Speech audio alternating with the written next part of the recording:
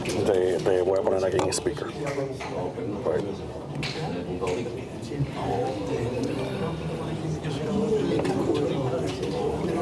Muy buenas tardes a todos, bienvenidos a este evento mensual del Instituto de la Memoria Histórica Cubana contra el Totalitarismo. Mi nombre es Daniel Pedreira y soy miembro de la directiva de la organización.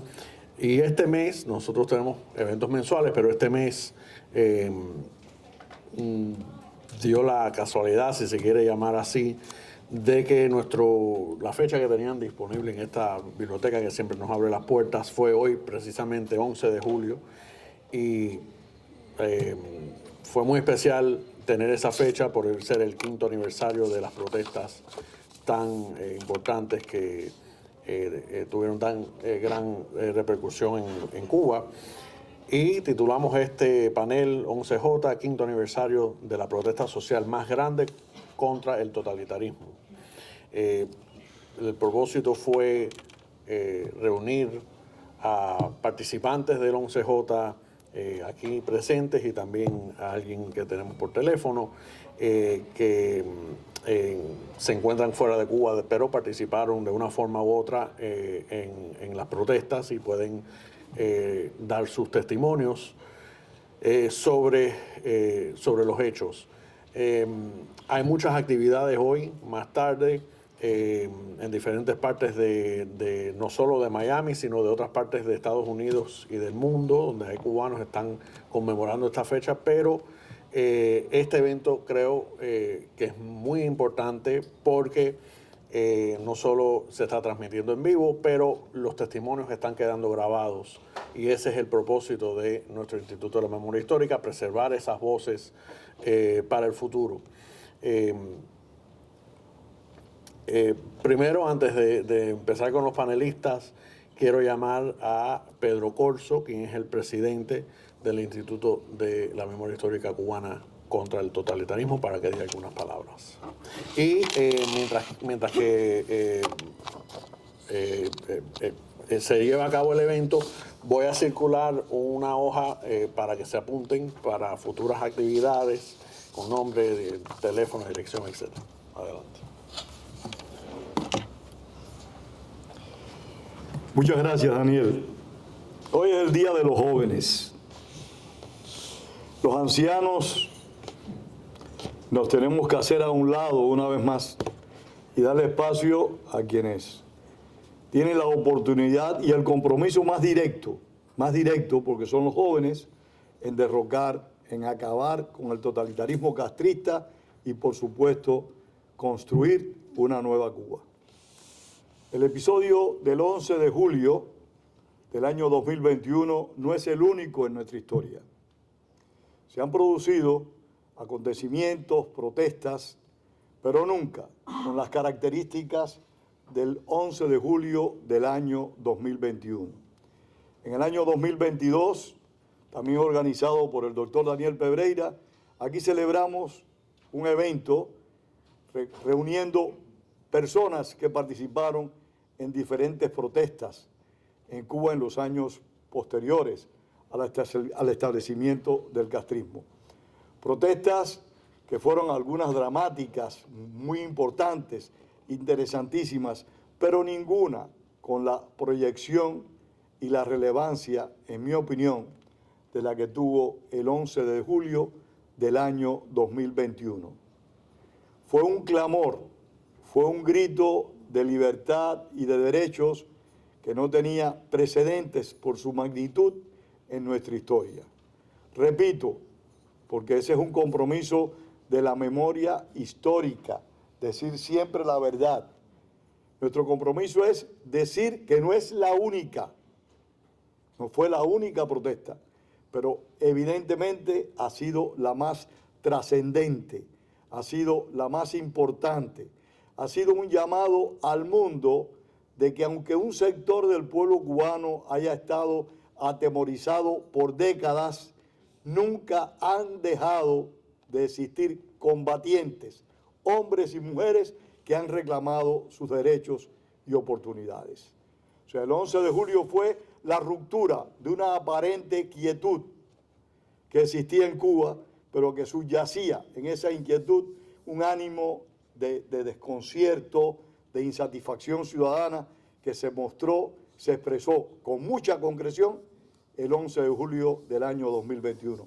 Así que pido un aplauso rotundo para esos cubanos y cubanas que demostraron el 11 de julio que no queremos ser esclavos, para esos cubanos y cubanas que se encuentran en las prisiones castristas desde hace mucho tiempo reclamando los derechos a los cuales todos tenemos derechos. Muchas gracias.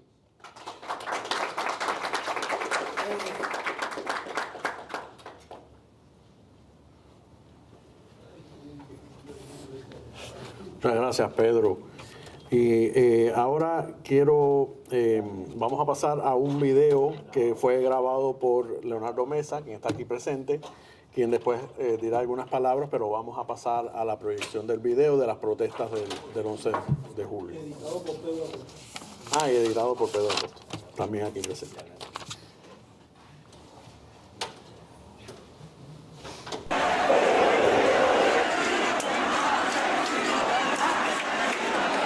Amigos, me narra Leonardo que al llegar allí y ver tal multitud de personas, se impactó y solo se dedicó a grabar y no explicó lo que allí estaba sucediendo. Este es el inicio de la marcha del Capitolio, como yo la llamo. En el resto de la trayectoria, muy emocionado, Leonardo va narrando lo que allí está aconteciendo en cada uno de los lugares por los que van pasando.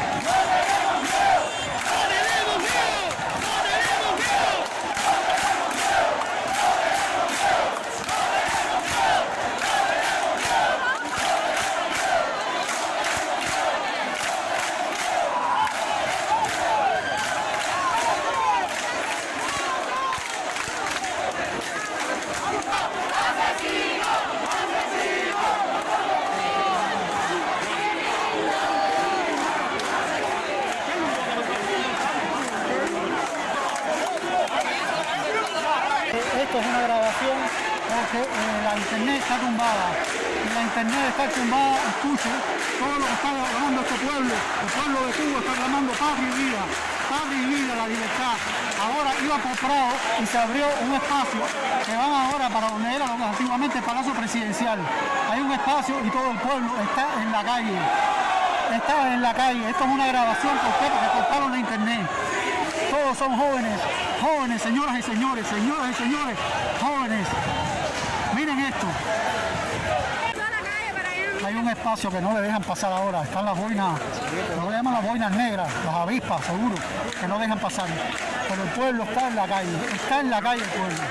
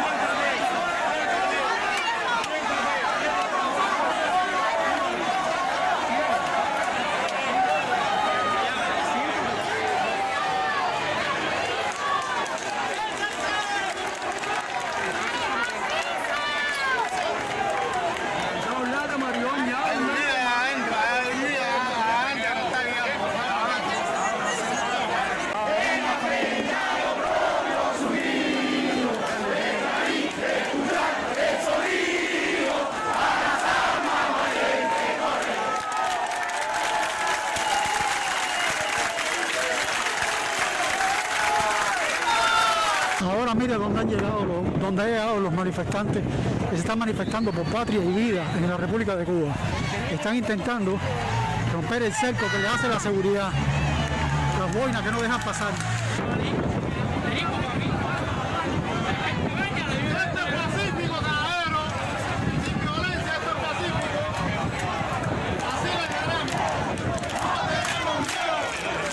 Parado el tráfico de la salida del túnel, la entrada del túnel, está parado el tráfico.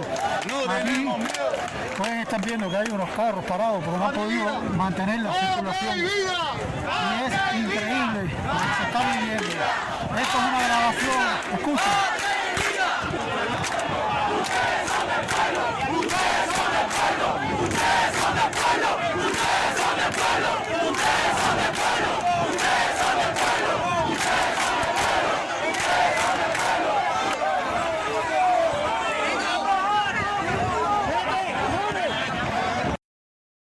Vean esa multitudinaria manifestación de protesta contra el régimen. Observen cuán pacíficos estaban. Si se abalanzan sobre esa policía, los aplastan. Es impresionante esta foto que tiró Leonardo. Lo que está pasando en Cuba, ahora es por la calle San Lázaro, porque han intentado cerrarlo por varias vías y llegaron un grupúsculo de algunos defensores de la revolución, del sistema revolucionario. Ellos llegaron y no pudieron. Ellos se reorganizaron y ahora están caminando por la calle San Lázaro.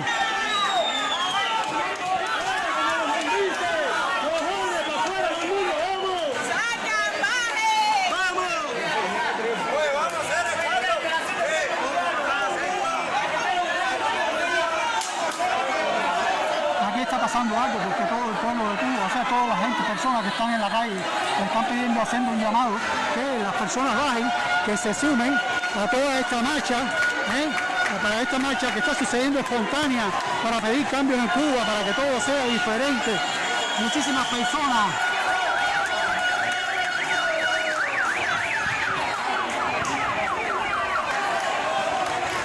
Ahora está sucediendo que se están uniendo dos marchas se están uniendo ahora.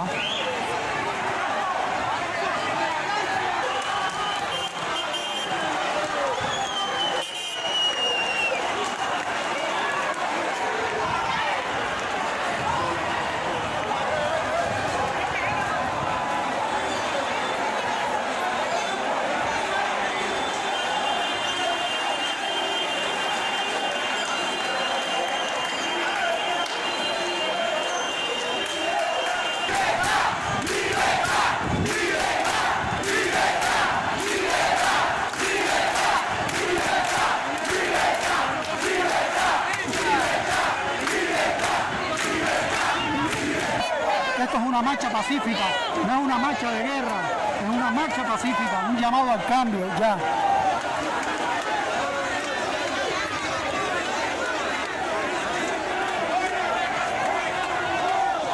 Ya están entrando en el municipio Cerro La Marcha pidiendo cambios al pueblo de Cuba, pidiendo cambios, pidiendo que sea diferente todo, que el Cuba sea de los cubanos.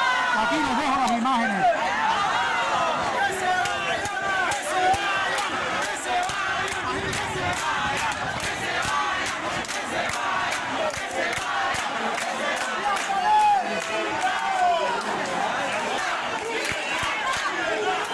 Es el pueblo de Cuba que está en la calle, el pueblo de Ciudad La Habana, la capital respondiendo.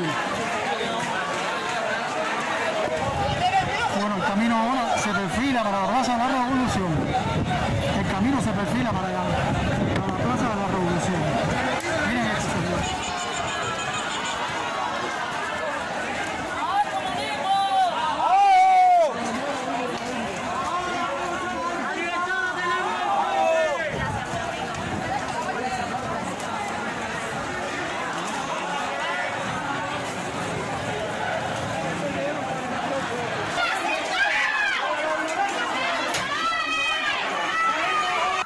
Miren lo que sucede. Me narra Leonardo que después de tirar un tiro al aire y cuando empezó a dispersarse la multitud, la policía y los oficiales de la seguridad empezaron a lanzarle piedras al pueblo. ¿Quiénes son los vándalos? ¿Quiénes son los agresores?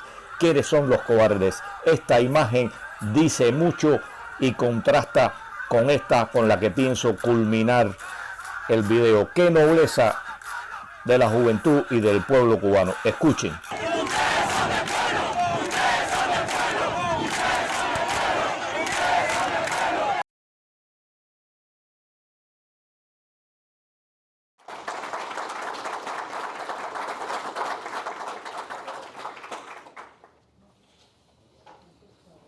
Y ahora quiero pedirle a Leonardo que venga a decir unas palabras.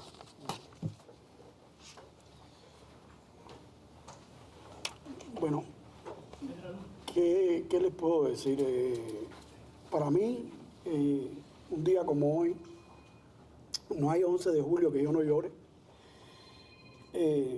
No hay 11 de julio que no recuerde a todos los cubanos de calle, a los cubanos que en un momento determinado tenían miedo a hablar y que ese día fue el que decidieron a decir basta, no aguanto más, yo quiero libertad. Pero ¿por qué me viene tanta lágrima en esta fecha, a esta hora? Casualmente casi a esta hora, son las 2:32, todavía estábamos marchando. Pero te encontrabas personas que vivían en la calle, marchando, y jóvenes muy bien vestidos que le decían uno al otro, pero tengo sed, y hay una muchacha que no se me olvida el rostro de ella, ojalá algún día pueda tener la oportunidad de poder verla, no sé, que vea un video y me localice, y que ella digo, toma de mi agua porque tú también quieres libertad. Una persona de la calle. Esa es una historia. La otra que vendía cosas en la calle se sumó y se fueron sumando. El clamor de las personas caminando por las calles y pidiendo bajen, bajen, súmense. Entonces, esa es la esencia de lo que pasó el 11 de julio, que el pueblo de Cuba dijo basta, pero no solamente 4, 5, 6, como dice la dictadura, que son grupúsculos. Pero el hecho fundamental, cuando yo llego al Capitolio, como dice Pedro Acosta, y que yo veo tantas cantidades de personas, y que me sorprendió, nunca en mi vida había visto tantas personas diciendo la dictadura, porque desde muy joven yo siempre levantaba la voz y me busqué muchísimos problemas. Pero como todos, por supuesto. Pero cuando yo llego allí, a mí lo que me da es por grabar. Y tenía como 2 o 3, ustedes saben, lo saben, muchos de ustedes tienen aquí grandes historias y sabía que cuando venía, disculpen la palabra, un perro y se paraba al lado, tú sabías que era un tipo de estos de la seguridad del Estado, tú sabías que venía a quitarte la cámara, tú sabías que venía a tirarte al piso o detenerte. Y el objetivo fundamental que yo tenía era grabar, tener todo lo posible. Entonces las imágenes están así. ¿Por qué? Porque empecé a hacer movimientos erráticos.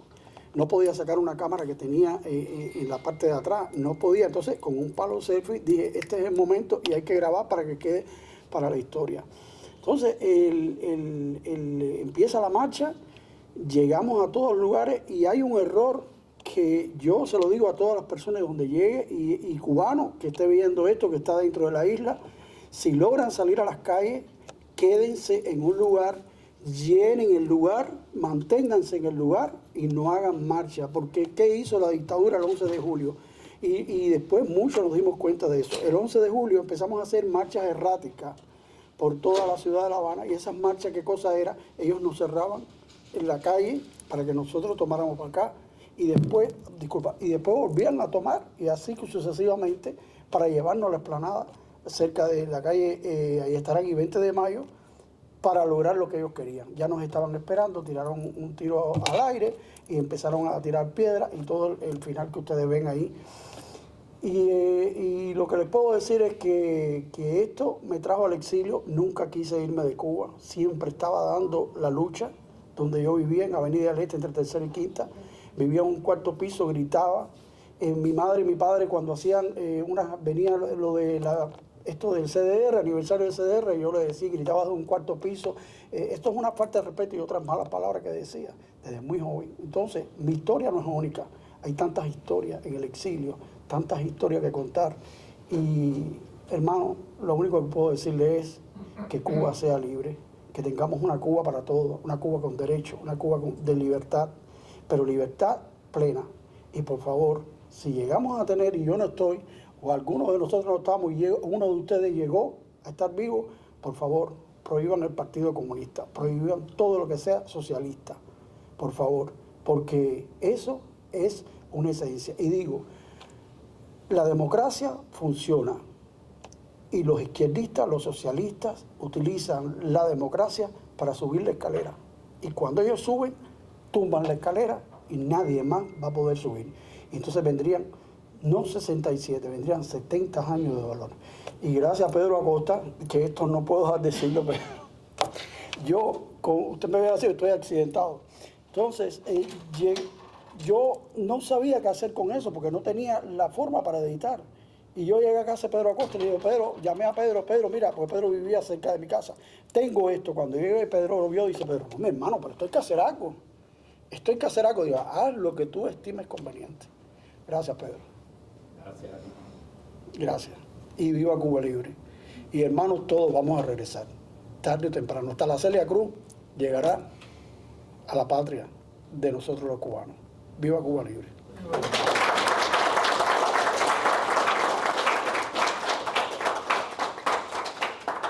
Otra cosa, imagen mía que encuentre en algún lugar, me la piden, yo se la doy, esto sin costo, esto es del pueblo de Cuba.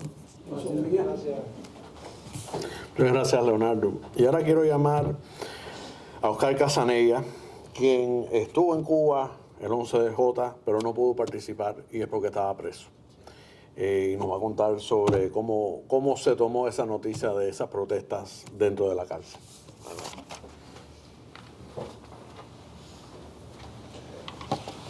Buenas tardes, muchas gracias a Pedro Corso, a Daniel y muchas gracias a todos los que están aquí escuchando esto y viendo los testimonios.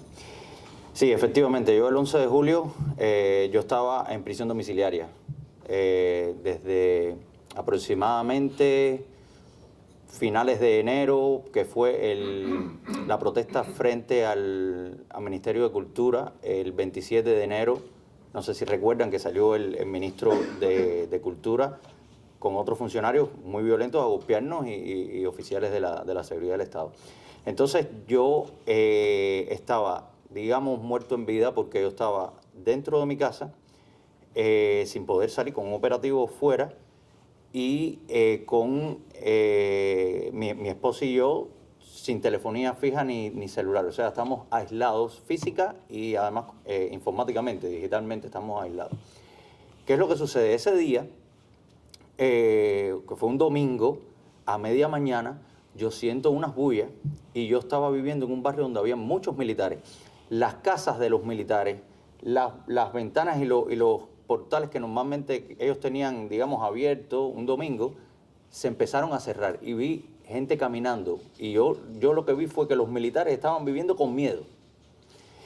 En un momento, una persona, un vecino solidario, me pasa un celular que no estaba marcado y yo logro hacer un puente por hotspot y comunicarme y empiezo a ver y a comunicarme con los amigos y me doy cuenta de lo que estaba pasando. Y fue asombroso, fue un momento de tremenda euforia.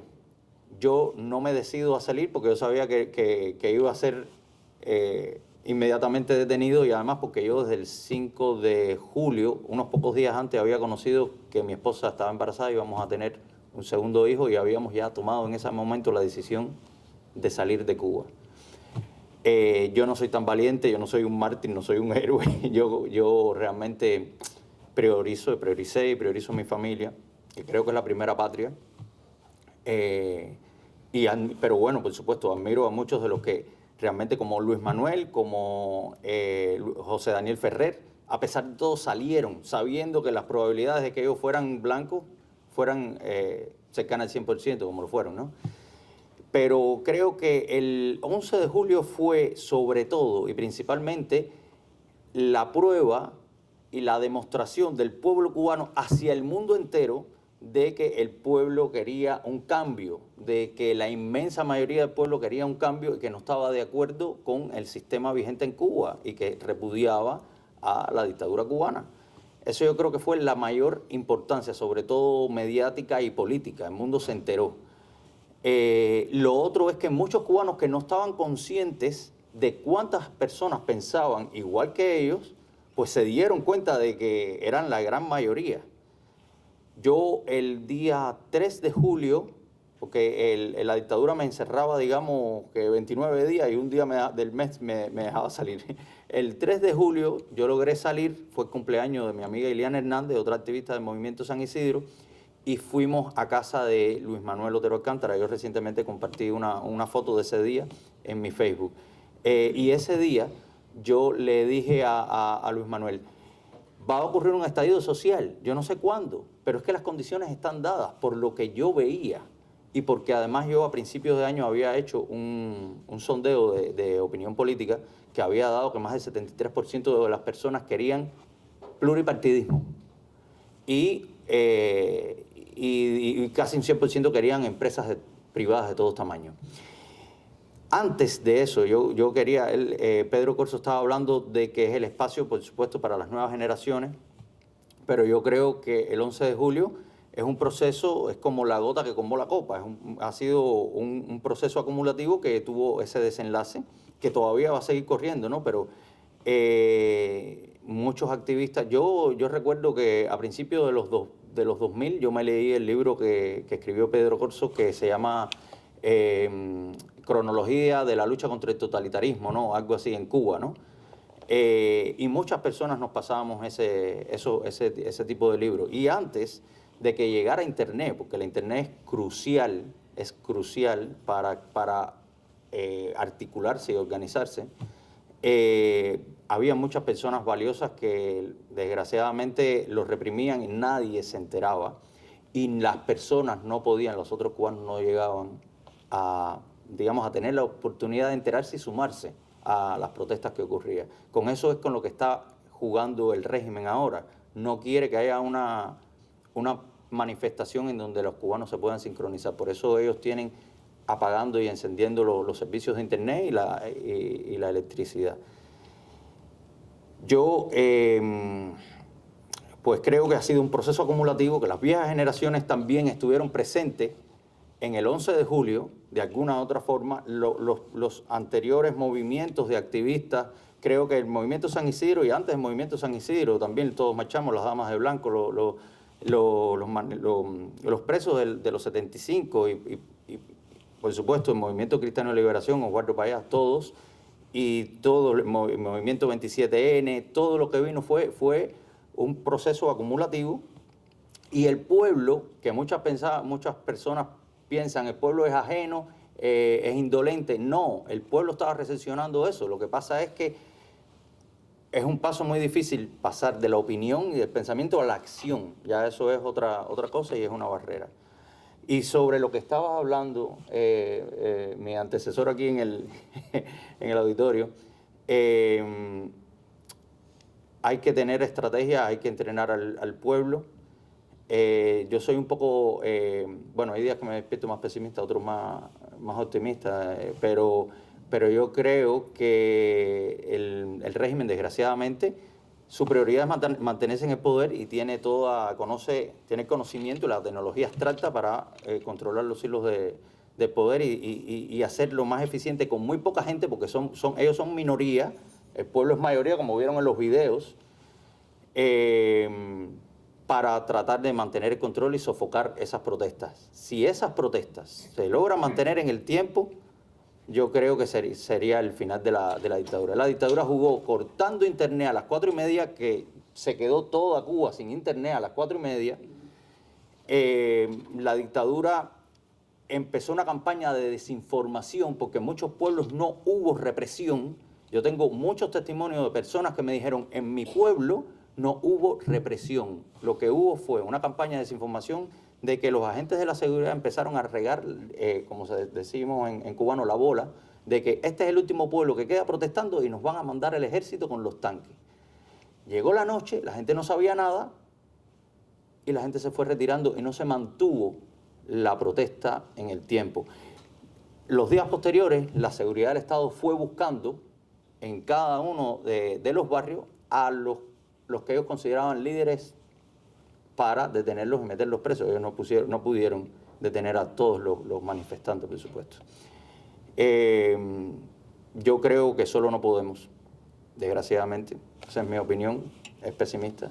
Creo que sí, necesitamos la ayuda de ¿cómo se llama?, de otros gobiernos y sobre todo ayuda militar. Yo creo que la solución de Cuba es, déjenme quitarme esto, es que se vayan los Castro, se tiene que ir esa dictadura. Esas personas no pueden participar en un gobierno futuro de transición si queremos una transición a la democracia. Yo creo que contra el totalitarismo, contra un régimen totalitario que controla todos los recursos, no conozco un ejemplo en la historia de lucha pacífica que ha sido exitosa. Por tanto, y además creo que si ocurriera algo de nuevo como el 11J, va a ser más violento por ambas partes, por la parte de la dictadura y por la parte del pueblo cubano, que ya vio que la lucha pacífica y que el 11 de julio no provocó un cambio.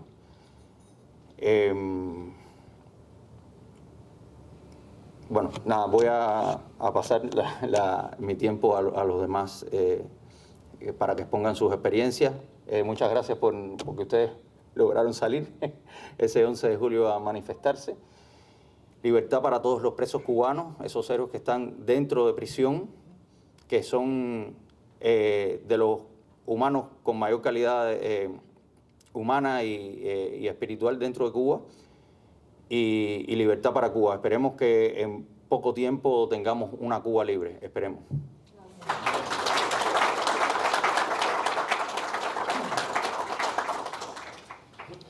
Gracias, Oscar. Y antes de continuar, quería ver si hay, de las personas que llegaron un poquito más tarde, ¿hay alguien más que participó en el 11J que esté en el público, que no está aquí? Si quieren decir algunas palabras, por favor, acompáñenos acá. Y están más que bienvenidos. Ahora vamos a tener la perspectiva de personas que más o menos vimos, o sea, desde fuera las imágenes, y recordamos las imágenes de la protesta, pero vamos a tener perspectivas de quienes estaban ahí en la calle. Y vamos a empezar con David Martínez.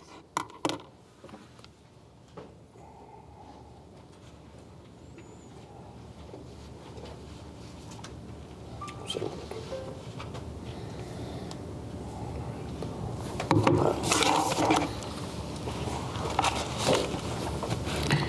Buenas tardes, mi nombre es David Martínez, soy de Cienfuegos. Muchas gracias a Pedro y al Instituto por este evento que han organizado, que para nosotros es muy importante, y conservar la memoria para futuras generaciones. Hace 5 años, un 11 de julio, yo estaba en las calles de Cienfuegos.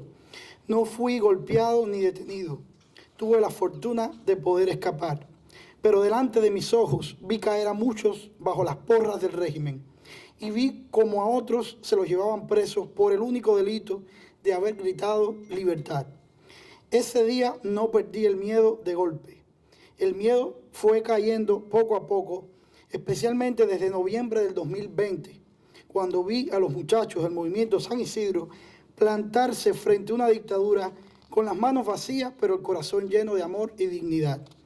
Y ese 11 de julio, el miedo terminó por irse. Después del 11 de julio, la seguridad del Estado no se conformó con reprimir en la calle. Entraron a mi teléfono, como muchos otros. Me hackearon el Telegram desde una IP de Miami. Sí, de Miami. Porque la represión cubana no respeta fronteras. Y como muchos de ustedes saben, ellos tienen agentes aquí.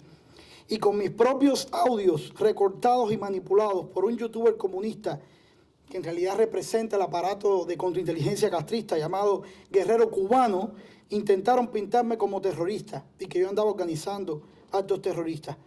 Un agente me llamó una noche a las 11 de la noche, para amenazarme con un acto de repudio. Tuve la suerte de grabarlo.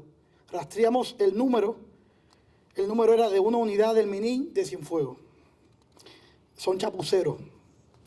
Ese es el rostro real del régimen cubano.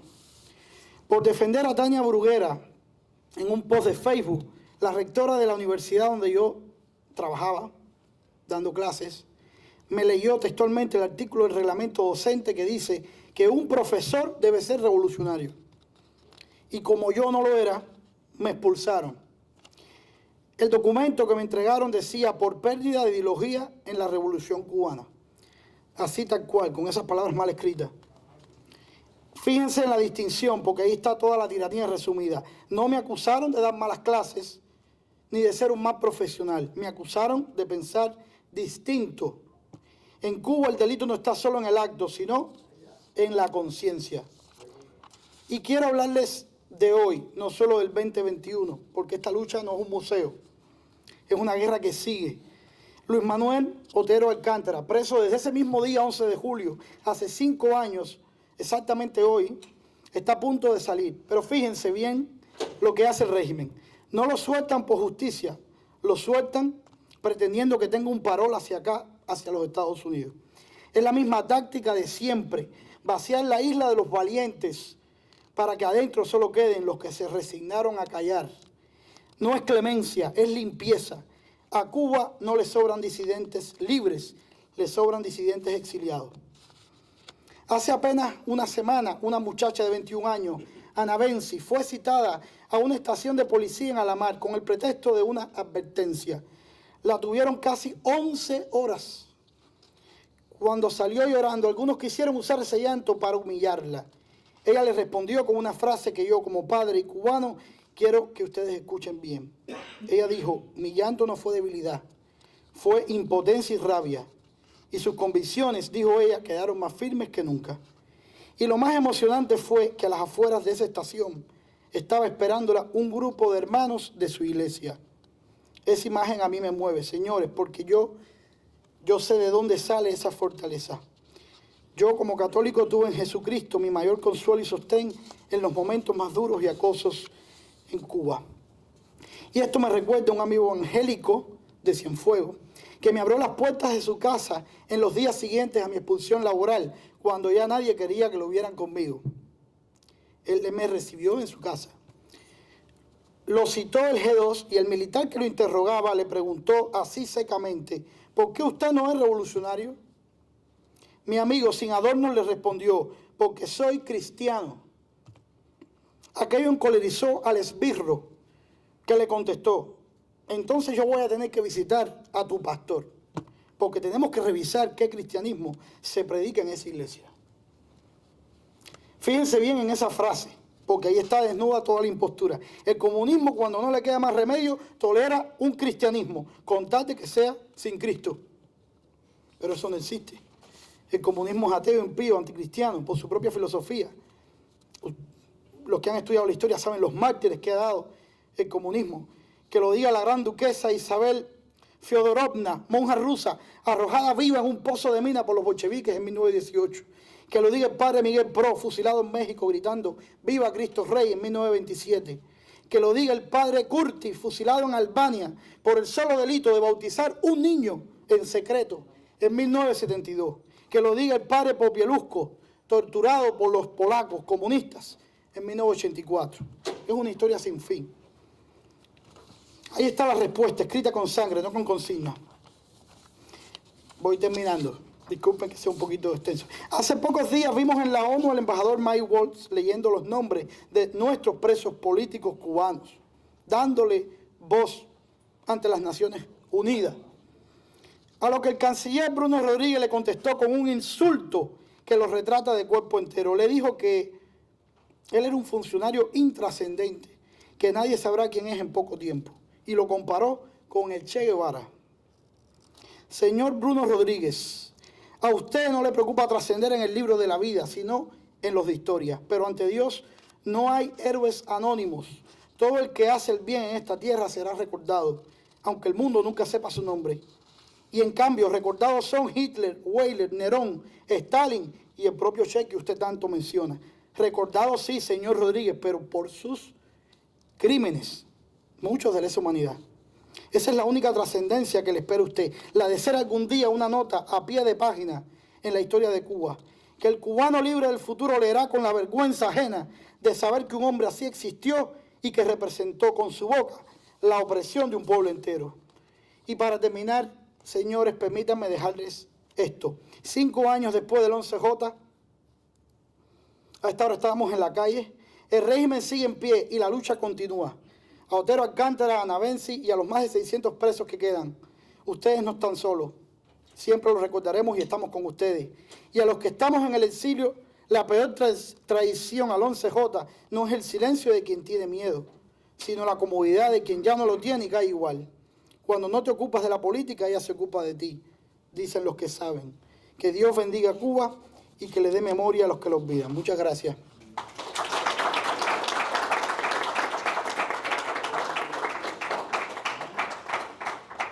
Muchas gracias, David.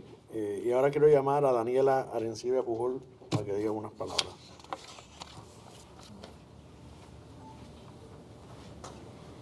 Un momento, no me coge el teléfono para enviarlo.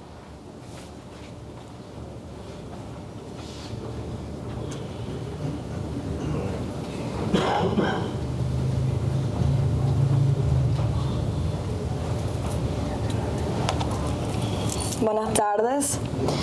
La verdad yo no estaba preparada para hablar hoy acá. Yo tengo un recuerdo del 11 de julio un poco diferente que los demás.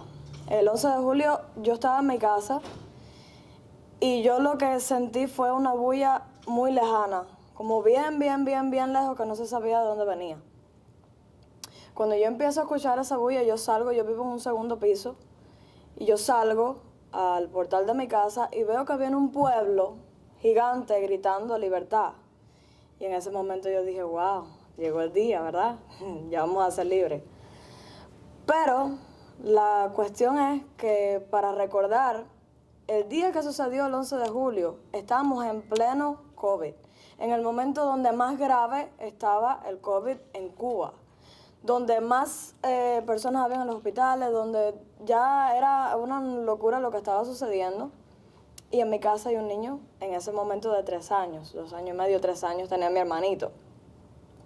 Yo tuve la suerte, por así decirlo, de que nunca me faltó nada en mi casa. Sin embargo, gracias a mi bisabuela, que estuvo en la lucha contra bandidos, según ellos, que los bandidos eran ellos, ella me hacía el cuento de que los bandidos esos, cuando mataban, ella tenía que dar sus sábanas para tapar a los muchachos que mataban, que eran los muchachos que estaban de parte de la verdad.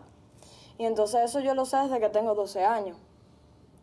Entonces, cuando yo recurrí toda mi vida a la escuela, yo tuve cientos y cientos y cientos de problemas. Entonces yo siempre estuve clara de lo que estaba sucediendo. Sin embargo, yo no sabía que existía el movimiento San Isidro. Yo soy artista, yo soy bailarina. Sin embargo, en mi casa, mi papá, por las historias mismas que hacía mi bisabuela, decía frente a su casa, frente al barrio, decía, oye, esto se va a caer. Cada vez que pasaba el presidente del CDR, mi papá le decía, tú sabes que esto se va a caer, ¿no? Y entonces todo el mundo miraba a mi papá, oye, qué loco es él, porque todo el mundo piensa que mi papá está loco. Mi papá tuvo personas que fueron a su casa a decirle de la seguridad del Estado, que por qué él hacía esas cosas. Cuando llegaba el presidente del CDR a su casa, le decía, ¿para qué me estás pidiendo dinero? Para una actividad del CDR de que hay que darle comida a la gente, yo le doy comida a la gente, porque mi papá era negociante. Recordemos que en Cuba no se puede ser negociante porque es ilegal vender sin darle nada al gobierno. Entonces, ese día yo estaba recordando todas esas cuestiones de por qué yo sabía lo que estaba sucediendo y las personas que estudiaban conmigo no. Pero mi mamá, en pleno COVID, me dice, cuando ya está el pueblo frente a mi casa, no puedes salir, no puedes bajar, no vas a irte con esas personas, no te voy a dejar. Casi me habla por el moño. Porque yo estaba corriendo para salir de mi casa, en mi casa hay rejas, y yo vivo en segundo piso, y mi mamá se fajó conmigo para que yo no saliera. Y mi mamá lo que me decía era lo siguiente, yo no te estoy dejando salir porque yo no crea que esto es lo correcto. Yo más bien creo que esto es lo correcto y yo fuera la primera persona que estuviera caminando. Pero te recuerdo un detalle. Tengo un niño de 3 años y nos vamos a enfermar. Y yo no quiero que eso pase en la casa, ya que en la casa nosotros no podíamos salir.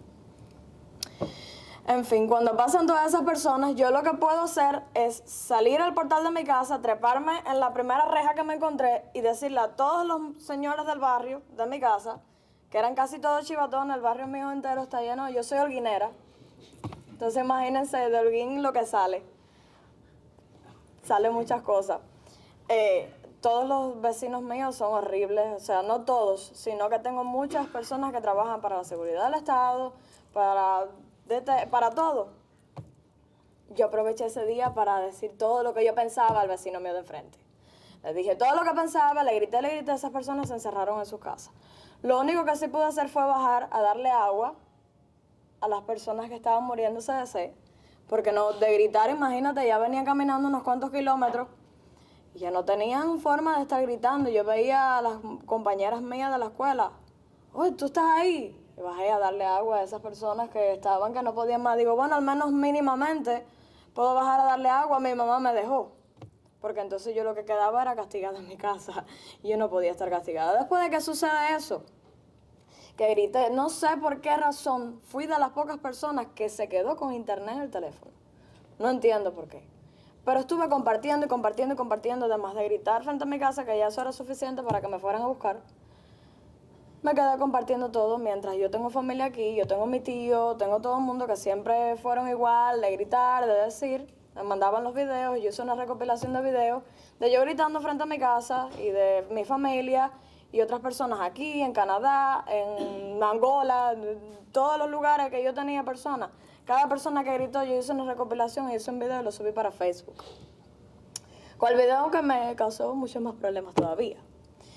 Entonces me mandaron a bajar toda la información que yo estaba compartiendo porque a mí me llamaban para saber qué es lo que estaba sucediendo. Y yo, como no sabía lo que estaba sucediendo, me metía en el internet, buscaba lo que sucedía y lo volví a publicar.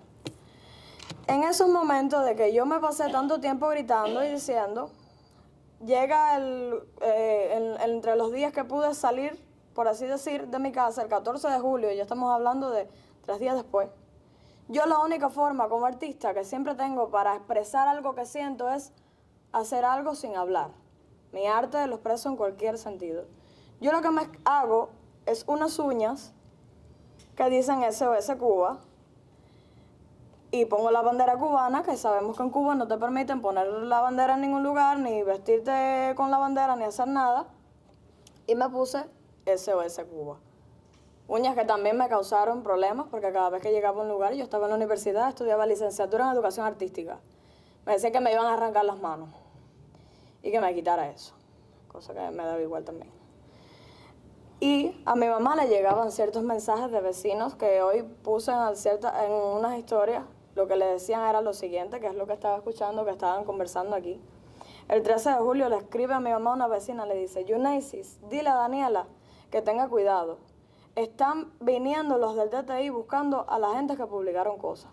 A favor de las manifestaciones y hasta los que dieron like en publicaciones y los sin. Estos, en mi barrio, por casa de mi mamá y en Vista Alegre, se habían llevado a unos cuantos muchachos vecinos míos. Y mi mamá preguntándole qué hicieron allá, qué gente que publicó, cuando yo lo que había publicado era básicamente grave para ellos. Mi mamá me trancó en mi casa por unos cuantos días. Estuve presa, por así decirlo, por mi mamá, pero mi mamá cuidándome me pedía por favor que el niño y que me quedara en la casa porque al final yo, ¿qué iba a hacer en la calle? No iba a hacer nada sola, como siempre. Viene otra persona que vive acá, que es familia, y le escribe a mi mamá y le dice, hola, ¿cómo están por allá? Esto es un primo lejano. Oye, quería felicitarte por tu hija, que admiro el valor que tiene.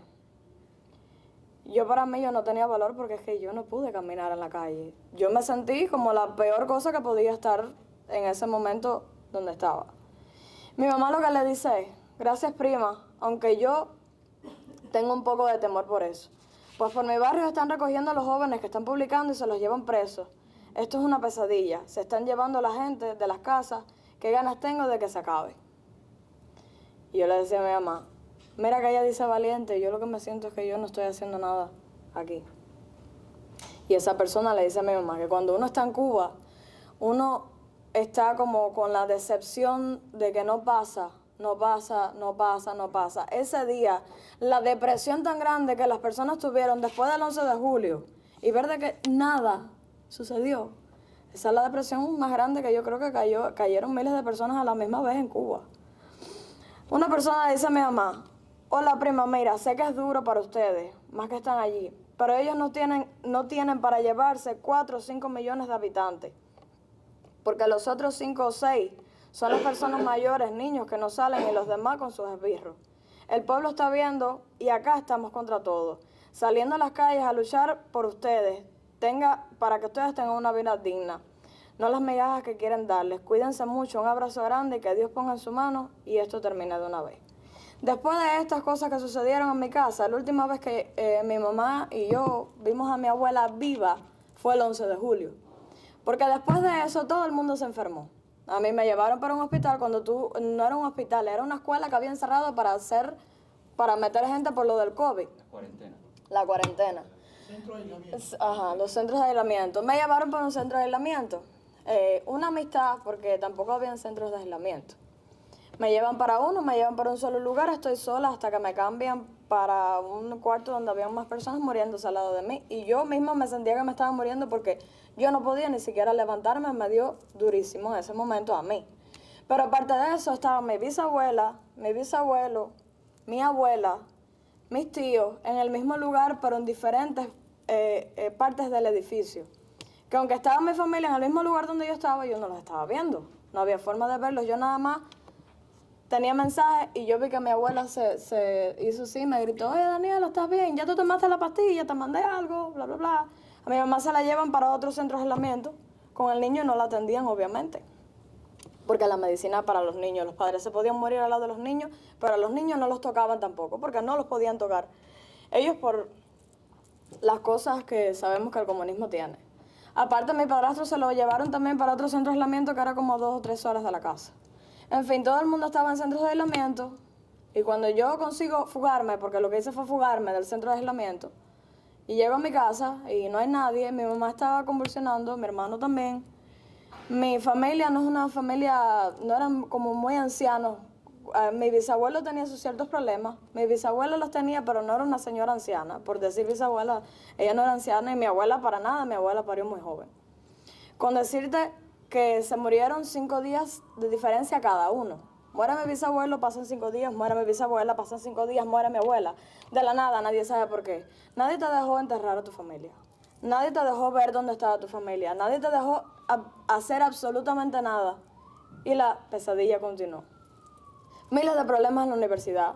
¿Para qué mencionarlos? Cuando yo prácticamente me desaprueban el primer año porque simplemente yo me vestía diferente que los demás. Porque cada vez que llegaba me decían que si yo no estaba de acuerdo con lo que ellos pensaban, bueno, vete de aquí, mejor vete para allá, para donde la gente se queja. Y dicen las cosas las personas fuera del...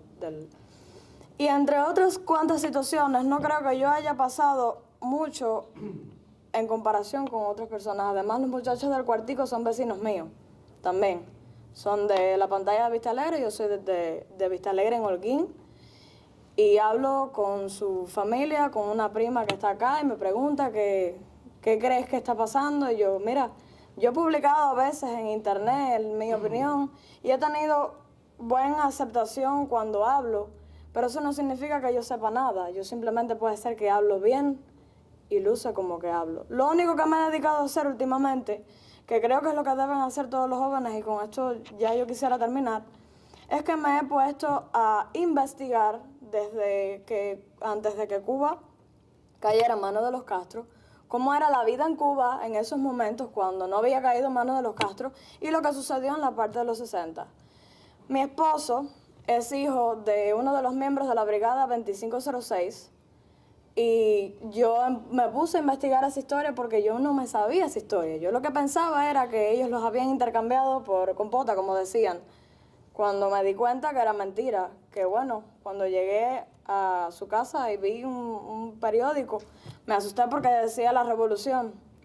Y le pregunto, oye, ¿por qué tú tienes un periódico de La Revolución aquí? Y me decía, no, es que mi papá peleó contra ellos, mi papá está en ese periódico. Digo, no vaya a ser que es la única persona en todo Miami que iba a estar, imagínate. Digo, no, ok, me investigué toda esa historia. Digo, mira todas las cosas que no sabía y que la juventud debería de saber. Me fui a una reunión donde estaban miembros de la Brigada 2506 que aún se reúnen cuando abrieron el nuevo museo que abrieron ahí en la calle 8. Y estuve conversando con unos cuantos y me sentí tan afortunada por saber yo la historia de que miles de jóvenes no tienen idea y saber también la cuestión de que hay que informarse para no volver a fallar. Como mismo estaban hablando, todo el mundo se movía. Claro, ellos están organizados para hacerte fallar. Como falló la Brigada 2506, no por ellos, sino por otras cosas que no estaban en sus manos, por eso fue que fallaron. Y otras cuantas veces en la historia que han pasado y no ha pasado nada, y no ha pasado nada. Y nada, básicamente lo que quisiera es que mostrar vía internet o vía todas las partes que pueda, es además de esto, enseñarle a las personas que están allí, que tienen la venda en los ojos, que se quiten la venda de los ojos, que estudien, que miren lo que pasó en la historia, hasta que lleguen a un punto donde se vea la verdad de lo que tenemos que llegar a ser para al final ser libres. Porque primero está Dios y luego está estudiar, porque para algo hay que aprender y ver lo que hay en la historia, porque el que no conoce su historia está condenado a repetirla. Y con eso termino. Muchas gracias y viva Cuba Libre.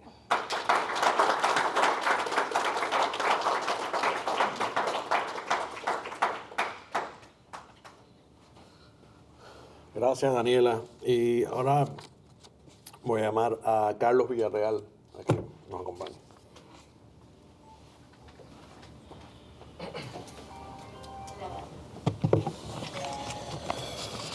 Bueno, primero que nada, muchísimas gracias a Pedro Acorso por la invitación. Me encantó toda la charla de mis antecesores.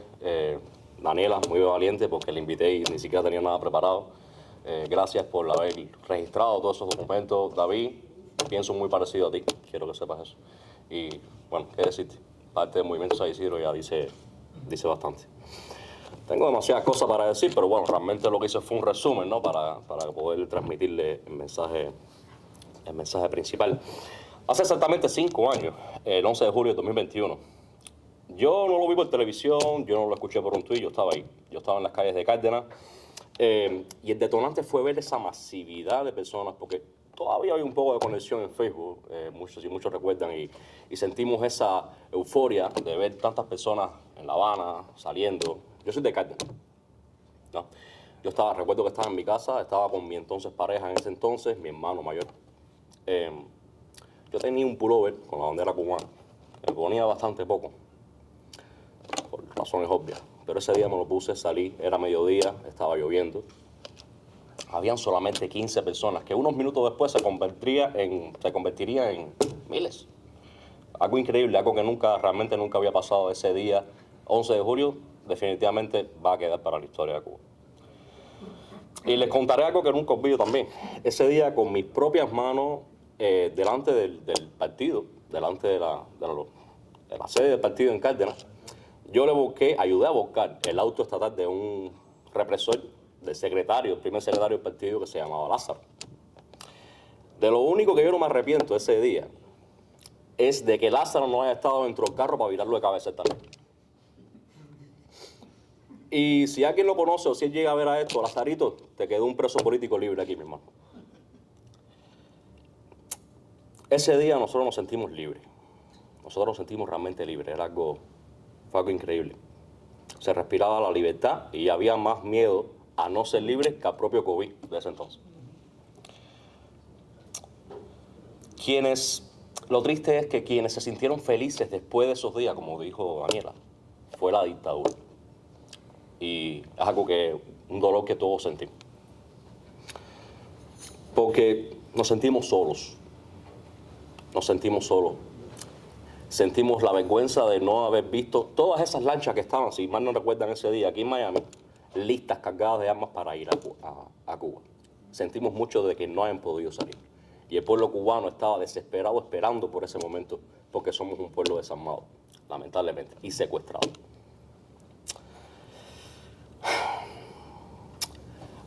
I want to send a message to our American friends and elected officials here today. Thank you for standing with us. 5 years ago today, we didn't just ask for food. We didn't just ask for medicine, like most people do. We demanded liberty. We demanded the absolute end of the communist regime that has hijacked our nation for over 6 decades. Hoy nosotros los cubanos somos, así lo digo yo y lo considero, los judíos del siglo XXI. Y lo digo así porque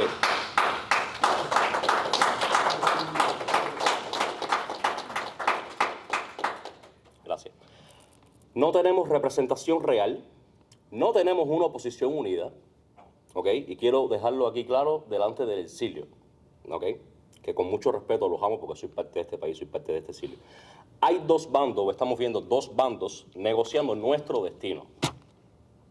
Uno de esos bandos, obviamente, los comunistas que no nos representan. Y el otro bando no tiene la obligación de hacer nada por nosotros, que es el gobierno de los Estados Unidos. Porque este problema, amigos, es de nosotros. El pueblo cubano está desarmado.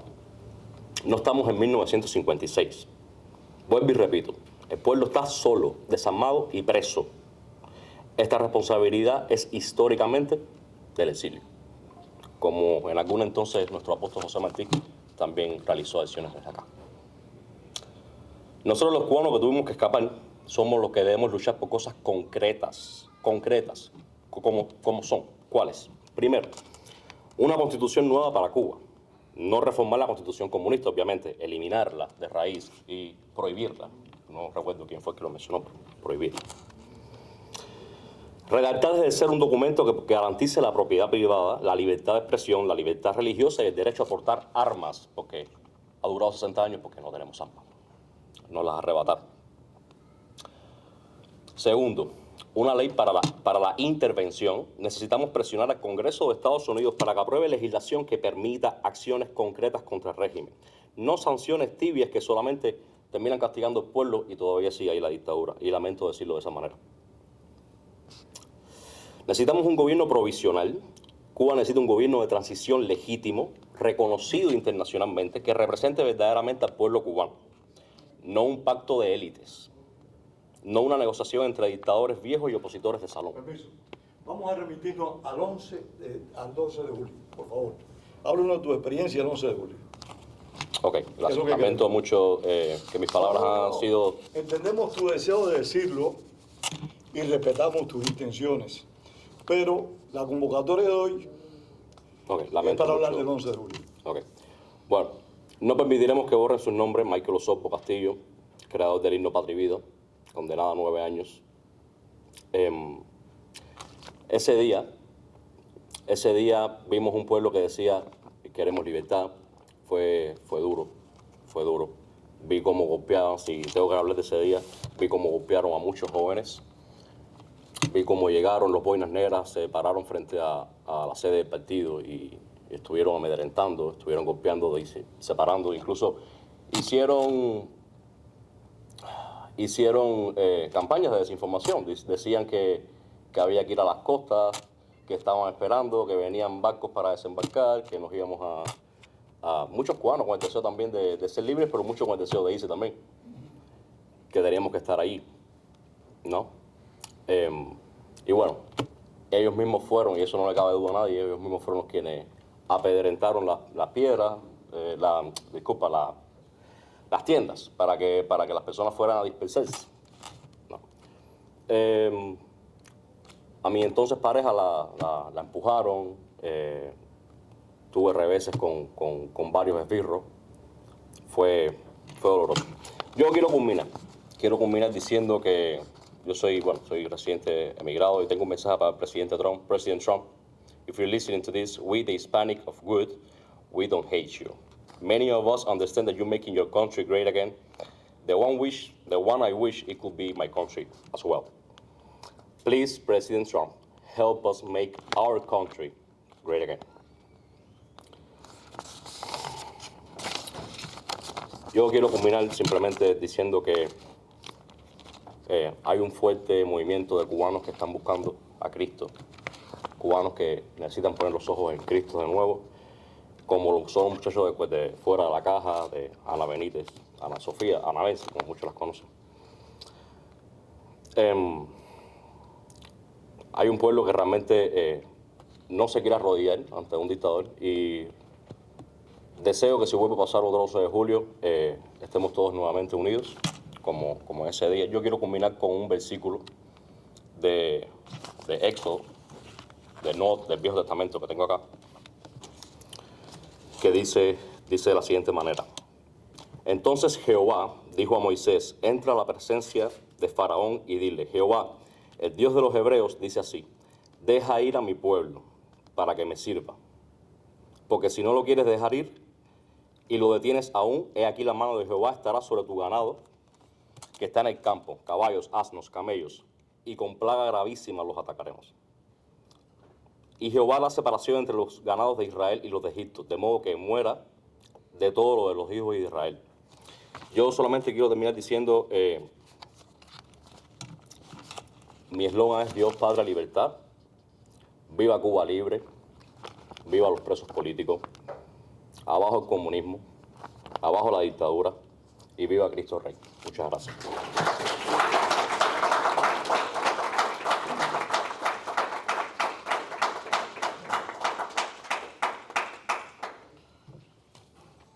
Gracias, Carlos. Y ahora le pido a Ramón González que nos acompañe despacito.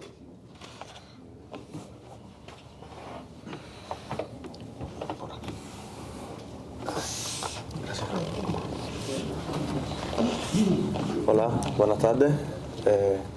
Mi nombre es Ramón González, oriundo del pueblo San Antonio de los Baños, lugar donde comenzó el 11 de julio.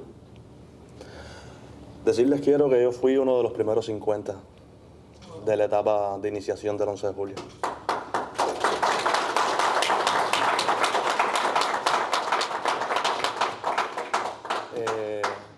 Soy bailarín de profesión. Bueno, era. Y ahora no creo poder mover muy bien. Y bueno, mi historia comienza con el apoyo, ¿no? Como artista.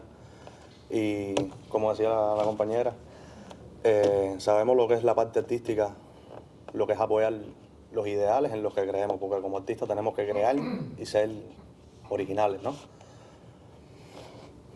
Yo comencé apoyando el movimiento San Isidro porque me parecía una tortura increíble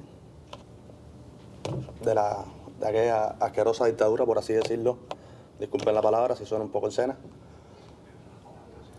Yo tuve muchísimas intervenciones de la policía en mi casa y nunca con un papel, porque ellos sabían que mi familia vivía aquí y que esos papeles que ellos dan era quitarle la credibilidad a lo que uno podía era decir. Entonces, yo quedé fuera de la universidad por pensamiento.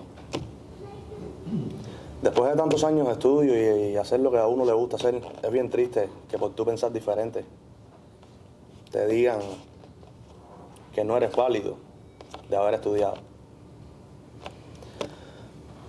Y por eso yo en el 2020 decido salir de Cuba ilegalmente, en una balsa. Lo digo y me erizo. Yo ese día que estábamos en el monte, éramos 7, 8 personas, con 4 palos, 3 latas. No pudimos casi construir la balsa porque nos faltaban hasta herramientas. Sí pueden llegar a imaginarse qué tan frustrado puede estar una persona para llegar a tomar una decisión en la que estás a punto de arriesgar tu vida para alcanzar una libertad soñada. Mi madre llevaba ya tiempo aquí en los Estados Unidos. Ella, gracias a Dios, logró venir legalmente por mi abuela, que es ciudadana americana hace muchísimos años. Y bueno, toda mi familia, mis tíos, que mis tíos fueron del tiempo cuando se metieron para la base naval de Guantánamo. Y ahí estuvieron mucho tiempo hasta que después los trajeron acá a los Estados Unidos. Mi tío lleva 30 y pico de años, yo no había nacido todavía, sin ir a Cuba, hoy por hoy.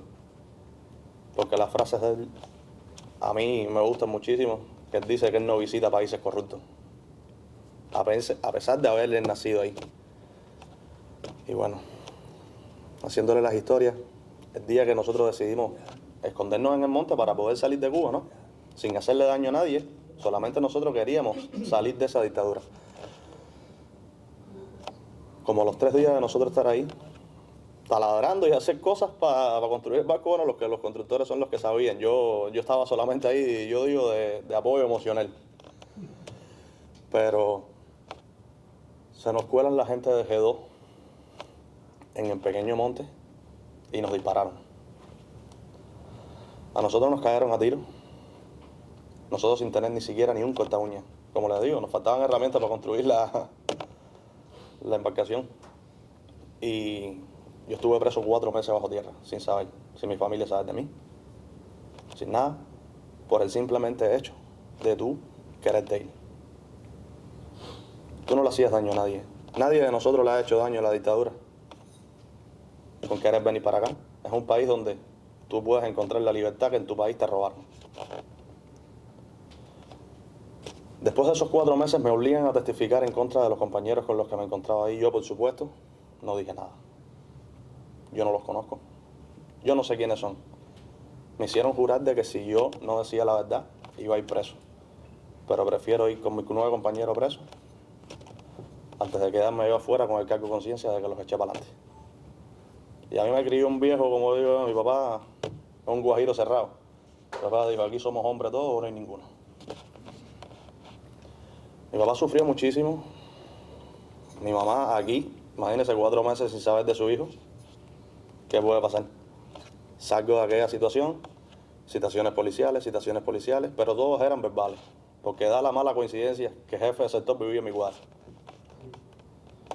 O sea, que yo tenía menos suerte que cualquier persona en el mundo. Entonces, en San Antonio de los Baños hay una gran peculiaridad. Se iba más la luz que en cualquier lugar del país. Y un grupo de muchachos, que no voy a decir nombres porque todavía se encuentran en Cuba, creamos un grupo en Facebook.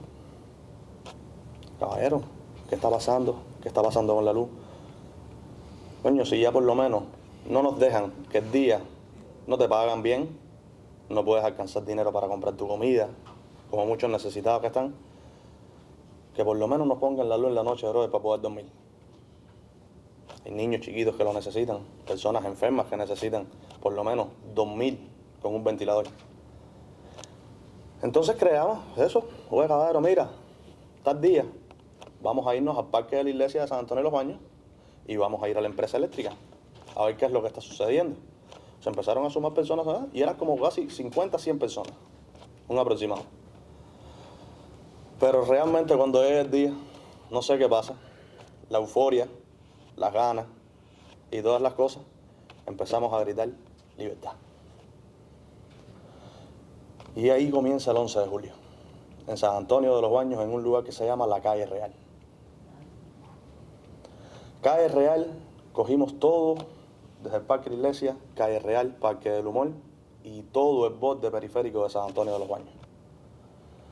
Y nos volvimos a concentrar en el Parque de la Iglesia, pero ya no eran 100 personas. Ya era todo el pueblo, incluyendo casi todo el país. Llegaron los que tenían que llegar, por así decirlo, los esbirros, a maltratar muchas personas. A una muchacha que estudió conmigo, le metieron 17 años en prisión, por pensar diferente. Heridos, dañados. A mí me cogieron preso. Y yo lo único que hice fue pensar diferente. Te dan golpes y te dejan ahí 1 semana o 2 hasta que se te baje la inflamación, se te quiten un poco las marcas, te hacen firmar una carta y después de esa carta te mandan para la calle. ¿Qué dice esa carta? De que usted se compromete a no violar más las regulaciones de la Revolución Cubana. Y entonces, después de eso, a mi casa van a buscarme agentes de G2. ¿Por qué? Porque yo había tenido una salida ilegal y había participado en el 11 de julio. ¿Sabes qué fue lo que me dijeron? Necesito que vayas a la oficina de inteligencia. Mi papá me lleva con miedo. Yo tenía miedo. Yo decía, ¿qué me pueden pasar? Porque las cosas que me dijeron adentro no son de personas humanas.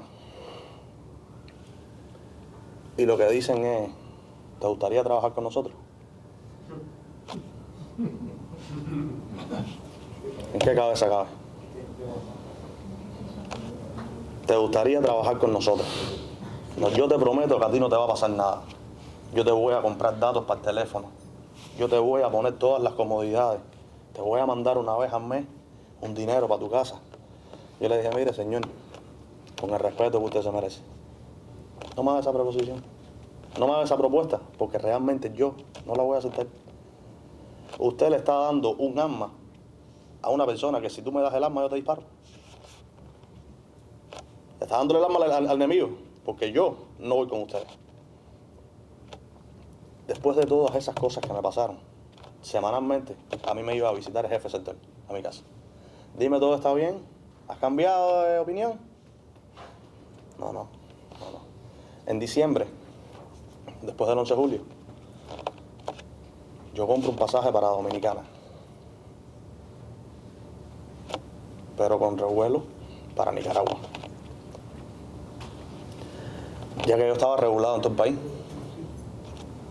En todo el país. Yo voy al aeropuerto y todo el mundo pasó por la garita, por la parte de check-in del aeropuerto para allá, rápido. A mí fue el único que me hicieron 100 preguntas. ¿Cuándo vas? ¿Por qué vas a viajar? ¿Cuándo vuelves? ¿Tienes la reservación del hotel? ¿Cuántos días vas a estar? Entonces yo le pregunto, señorita, ¿por qué me hace tantas preguntas si aquí todo el mundo pasaba rápido? Y dice, no, es porque en el sistema tenemos que verificar de que usted va a hacer su viaje bien. Después de tantas cosas, me da mi pasaporte y me dice, ok, perfecto, lo esperamos en 15 días. Y hasta el sol de hoy, después de 4 años y algo, yo no he vuelto más a Cuba y no pienso volver.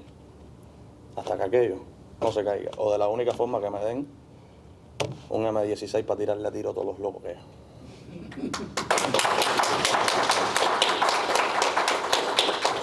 Esto es así un poco accidentado, porque tuve un accidente grave, disculpen la facha.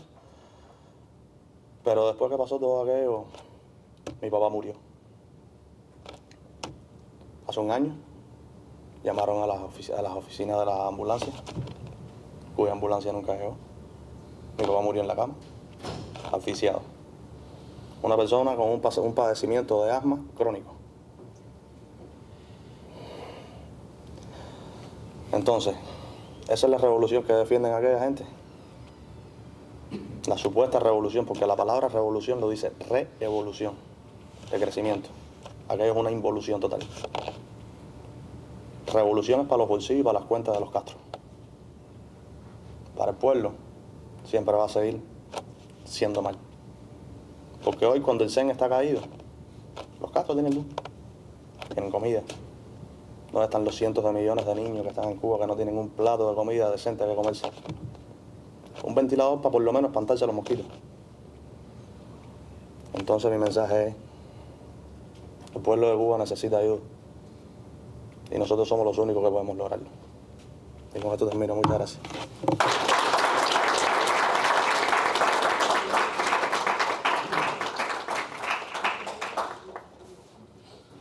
Muchas gracias, Ramón. Y ahora vamos a pasar a alguien que está acompañándonos por teléfono, que también participó en las protestas, pero vive en el estado de Maryland, y es Ruhama Fernández. ¿Estás ahí? Hola, ¿me pueden escuchar? Hola, sí, te pongo ahora el micrófono. Adelante. ¿Se escucha bien? Sí. Primero me gustaría dar las gracias por la invitación. Esta fecha es bastante significativa para personas tanto dentro como fuera de nuestra bella Cuba. Todos tenemos diferentes perspectivas y eso me encanta acerca de qué fue SOS Cuba, qué fue el 11 de julio, qué fue lo que te llevó a salir a la calle. Me encanta que cada uno tiene su historia de despertar y a mí me gustaría contar cómo yo lo vi. Nosotros desde las redes sociales, porque yo estaba mucho en YouTube y en Internet, se creó un movimiento en Twitter que en aquel tiempo se llamaba SOS Cuba.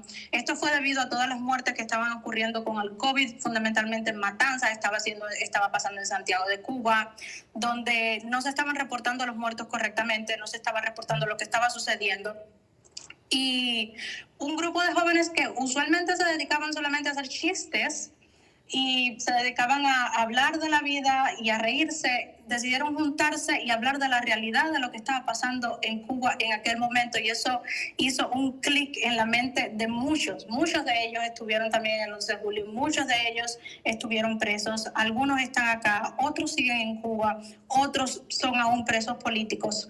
Cuando yo me enteré de lo que estaba sucediendo, todavía había internet, fue alrededor del mediodía, me enviaron un video y simplemente no lo creía. Yo estaba viviendo en Santiago de Cuba en aquel momento, aunque soy original de Palma Soriano, aunque nací en La Habana, pero soy de Palma, pero estaba viviendo en Santiago. Estoy muy orgullosa de decir que Palma Soriano fue uno de los lugares donde más movimiento hubo, donde le gritaron asesino a Ramiro Valdés. Eso me hace sentir muy orgullosa. Yo estaba en Santiago de Cuba, vi el video, unos amigos que también pensaban como yo me dijeron, vamos. Estaba a 2 kilómetros de donde se estaba ocurriendo la manifestación.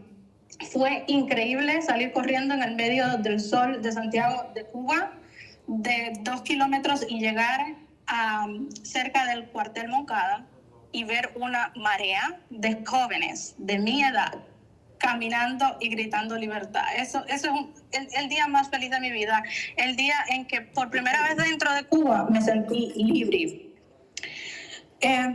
Nosotros, lógicamente, no nos habíamos manifestado nunca, no teníamos experiencia. Estábamos rodeados de personas, tanto que estaban grabando para luego casarnos, que fue lo que hicieron, casarnos, y represores que estaban alrededor.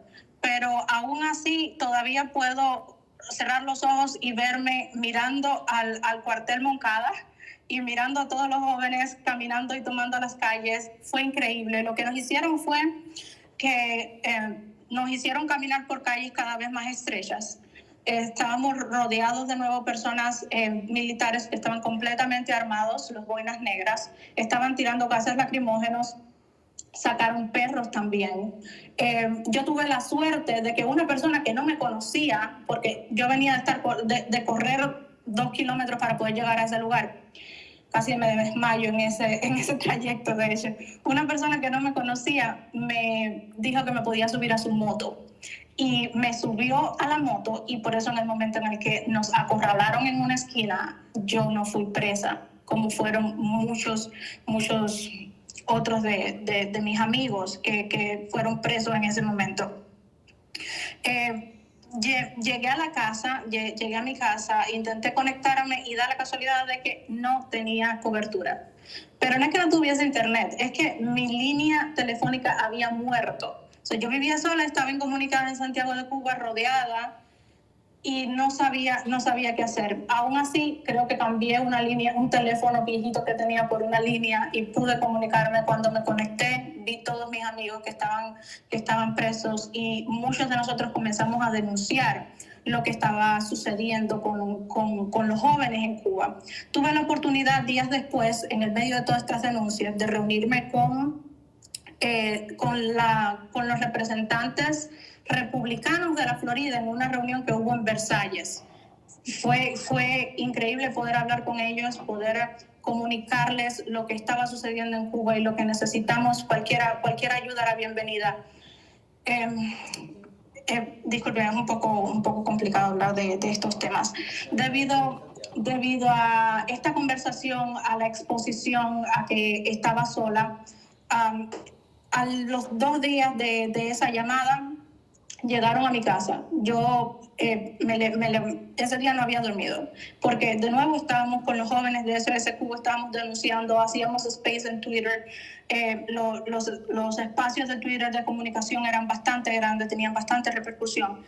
Y no había dormido en toda la noche cuando escucho que en mi ventana se está moviendo alguien alrededor de la casa, y me tocan la puerta.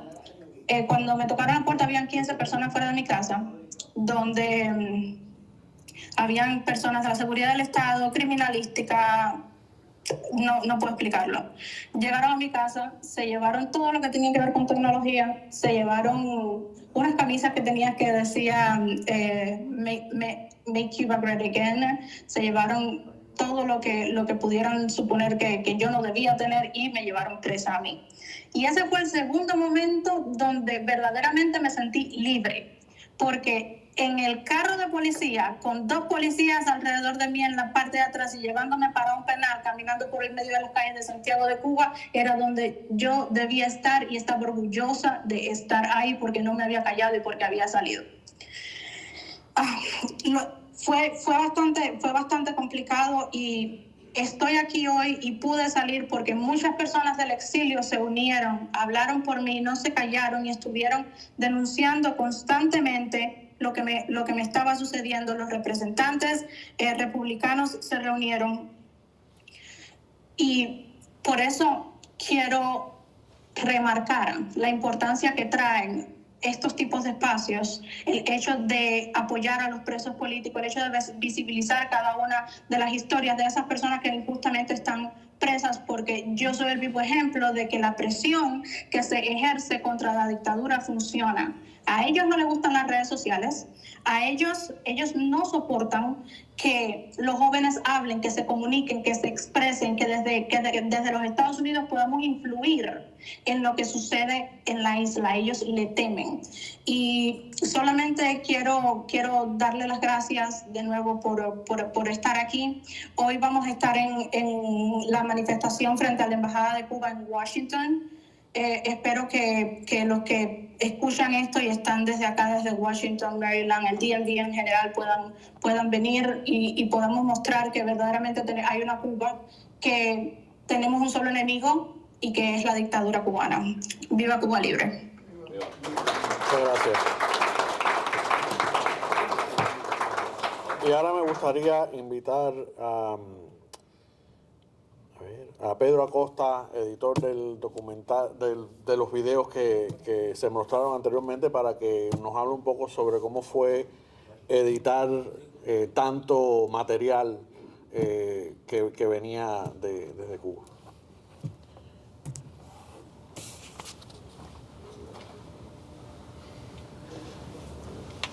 Bueno, primero darle las gracias a Coros, y me cogiste sorprendido.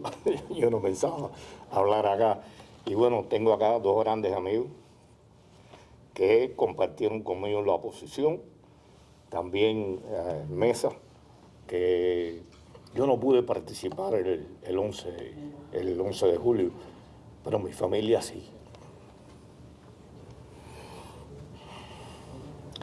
Detectaron a mi hija mayor, a mi nieto de 15 años y al esposo. Me visitaron 3-4 días a un hombre de la seguridad. Yo no atendía a la seguridad, yo no acudía a citas. Y desde la puerta de la calle me dijo: tú no participaste, pero tu familia sí. Llamé a mi hija y le dije: váyanse. Efectivamente, el 11 de agosto pudieron partir y el 13 estaban aquí. Y el 18 les llegó una citación para la 4ª unidad de policía del Cerro. Pudieron escapar, todavía están en proceso de asilo político. Me sentía, porque yo dije, no pude participar y estaba aquí, y se me aparece Mesa con 4 o 5 horas de grabación. No sabía qué hacer con ella. Le digo, algo hay que hacer, y me senté. Me costó trabajo, quise hacerlo alegóricamente, llevar el día 11 a 11 minutos de 4 horas. Fue muy emocionante ver todo lo que grabó Mesa. Y antes de seguir, quiero decirle algo. Se acusa a muchos líderes de la oposición que no participaron en esa marcha. Cercado, Ileana Hernández, cercada. Sailí Navarro, Félix Navarro, Susi Abascal salieron a la calle. En la isla de Pino, Ramón Salazar Infante, presidente del Partido Demócrata Cristiano, de allí salió a la calle, y hay un hecho significativo. La gente de la isla de Gerona fueron para la casa de Ramón a decirle a dónde vamos.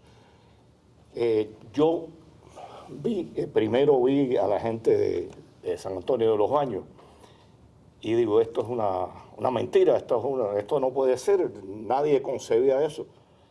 Y brinco y me entra la gente gritándole asesino a este hombre, a este que acaba de morir, hasta el nombre se me olvidó. Bueno, digo, esto es verdad. Regreso y veo lo de San Antonio. Llamo a Manuel Cuesta Morúa, mi amigo, y le digo, está pasando esto. Morúa me dice, no sé nada. Morúa llama a José Daniel Ferrer, y José Daniel Ferrer estaba durmiendo, no sabía nada. Sale a la calle con el hijo, y ahí lo detienen, y es cuando cumple los 4 años y más que llegaron. Empecé a buscar gente, y finalmente cortan la comunicación. Pero quiero aclarar esto, la gente que no salió de los líderes, yo no me considero un líder, simplemente trato de hacer periodismo, pero los líderes, los que pudieron, salieron. Muchos no se enteraron de lo que estaba pasando. Y bueno, como decía, estuve mucho tiempo haciendo el trabajo de mesa, me lo llevó, creo que fue un 12, un 13, y el día 16, 17, lo saqué a la calle y por las distintas vías que ha corrido ese documental. Digo una cosa, en Cuba nadie firmó lo que firmó ese hombre. No hay un testimonio más valioso que el que firmó Mesa. Y es una lástima que no se conozca más lo que allí pasó, porque demuestra realmente la nobleza de la gente que allí desfiló. Cuando usted ve a esa gente diciéndole, ustedes son el pueblo, a 4 gatos, es impresionante. Y después de esta gente, estos esbirros, diciendo que había violencia. Sí, hubo violencia donde se merecía haber violencia. Y hubo violencia a partir de la declaración tan cobarde y tan ruin de Díaz-Canel cuando lanzó las tropas a la calle, desde su búnker.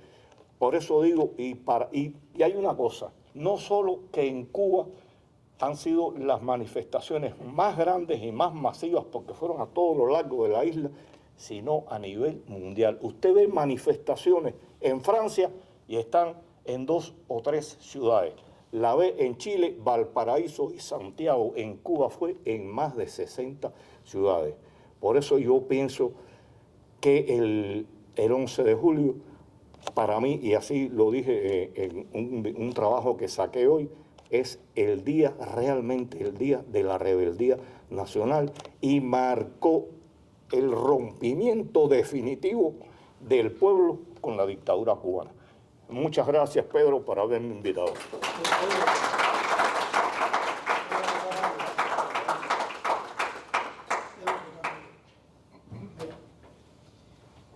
Quédate aquí, mi hermano. Otra cosa importante que a mí se me pasó y que hicimos algo. En ese momento yo no lo sabía.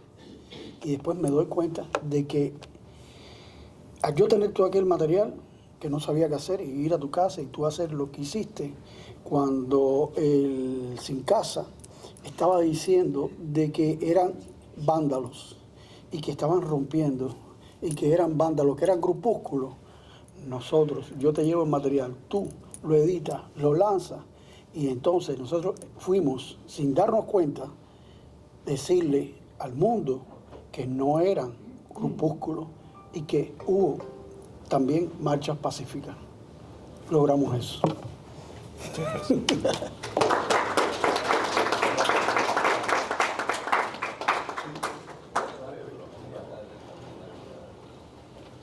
Sí. Ahora mismo iba a abrir a preguntas y respuestas, así que estamos bien en ello. Por el acento van a ver que yo no soy cubano, yo soy venezolano.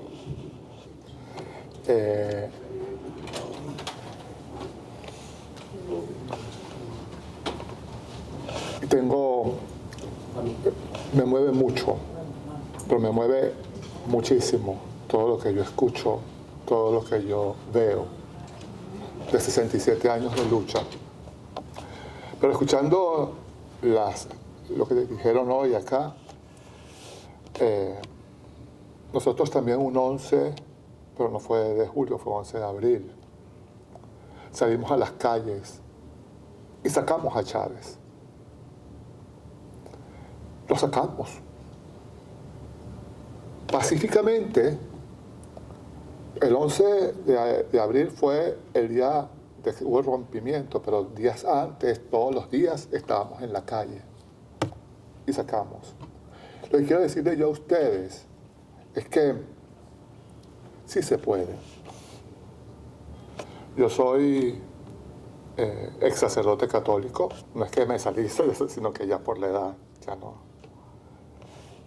Y creo en el amor, y creo en la misericordia de un hombre que hace más de 2000 años nos llamó a esto, y todavía seguimos luchando.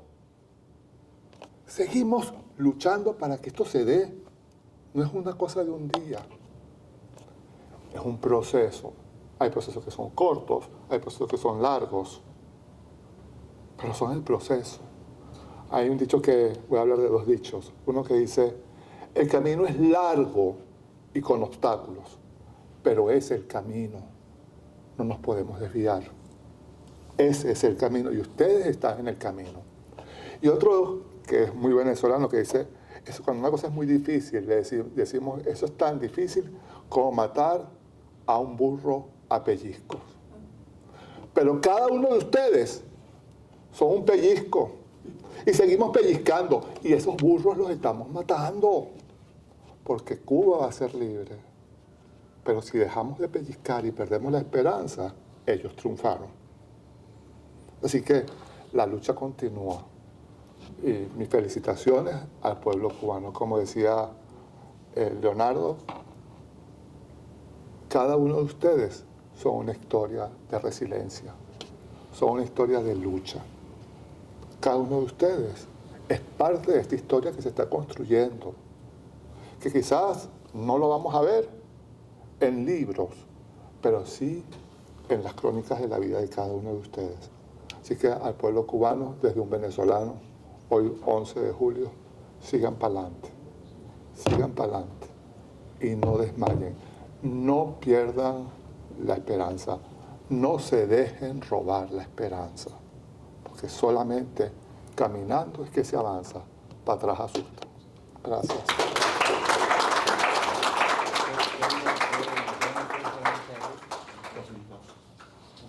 ¿Alguien más tiene alguna pregunta para alguno de los panelistas?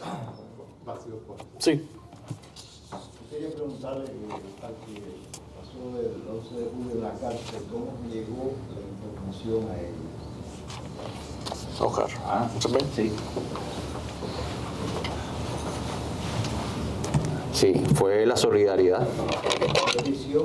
No, yo estaba en la casa. Era una prisión domiciliaria. Yo estuve el año 2021 en prisión domiciliaria e incomunicado. Y estaba, o sea, mi familia. O sea, no funcionaba ningún teléfono. Y fue la solidaridad de un vecino que creo que lo puedo decir porque ya él está fuera de Cuba, colindaba. Él cruzó sin que el operativo estaba fuera frente a mi casa. Él cruzó un muro lateral por atrás, bien cercano a la parte de atrás, y me dio un teléfono. Y con ese teléfono yo pude hacer un puente por hotspot hasta las 4:30, porque a las 4:30 cortaron internet en toda Cuba. En toda Cuba la cortaron. Pero fue así. Siempre tuve muchos amigos y vecinos solidarios. También, por supuesto, yo vivía, ese último año yo estuve en prisión domiciliaria en casa de mi mamá, que está en Nuevo Vedado, en una parte donde hay muchos militares. Entonces, en ese barrio no vi manifestaciones. Lo que sí vi fue miedo de los militares, que se encerraron en sus casas, estaban todas las puertas cerradas, los balcones cerrados, y los veía caminando con miedo, y muchos que normalmente pasaban vestidos con su ropa de militar, un poco hasta intimidando y con orgullo, estaban sin uniforme, estaban de civil. Yo creo que ese día yo creo que la dictadura perdió el control. Y desgraciadamente el pueblo no estaba entrenado en los mecanismos de resistencia cívica. Si se hubiera prolongado en el tiempo, es que también además la mayoría de los líderes los detuvieron o nos tenían en prisión domiciliaria o los detuvieron inmediatamente. Entonces fue muy difícil. Si hubiera prolongado en el tiempo, yo creo que hoy no estuviéramos aquí, estuviéramos en Cuba, en una Cuba libre. Y yo veo al pueblo como una... Imagínense, el pueblo no es consciente del poder que tienen. Las imágenes esas que presentaron, que tomaste, es una abrumadora mayoría contra unos pocos represores. Imagínense, es como una gran power plant, o sea, una planta de generación eléctrica que genera muchísima energía, pero que no es eficiente sabiendo utilizar esa energía. Y la dictadura creo que tiene muchísima menos energía, tiene muchas menos personas, pero las pocas que tienen, lo tienen todo muy bien organizado, desgraciadamente hay que decirlo, muy bien organizado, muy bien planeado, y son muy eficientes en la represión. Y nosotros tenemos que organizarnos, tenemos que articularlo. Dentro de Cuba hay que hacer, tienen que hacerlo los que estén allá, y tiene que haber un aprendizaje del 11 de julio para que no se repita. Otra cosa que hizo la dictadura en otras protestas anteriores, esto de llevarlos a donde les conviene a ellos. Ellos trataron de llevar a la gente a la Plaza de la Revolución. En el 11 de mayo de 2019, que fue la marcha por la comunidad LGBT, ellos trataron de llevarnos para el malecón. Son escenarios en donde no hay vecinos que puedan tomar videos, que puedan asistir a los demás. Bueno, en el malecón porque está el mar de un lado y muchos edificios gubernamentales del otro. Y en la plaza porque ahí no hay vecinos, ahí no hay edificios de vivienda, todo es de ellos, de todo del aparato. Entonces, hay una ciencia que hay que entrenarla, hay una ciencia detrás de la resistencia cívica y si queremos tener mejores resultados, pues hay que pasar ese conocimiento y hay que entrenarse y saber cuando se vaya, cuando ocurra algo, porque creo que no fue planeado, fue totalmente espontáneo. Si lo hubiéramos planeado, no hubiera ocurrido realmente. ¿Por qué? Porque esto hay que decirlo. En casi todas las organizaciones el régimen logra infiltrar.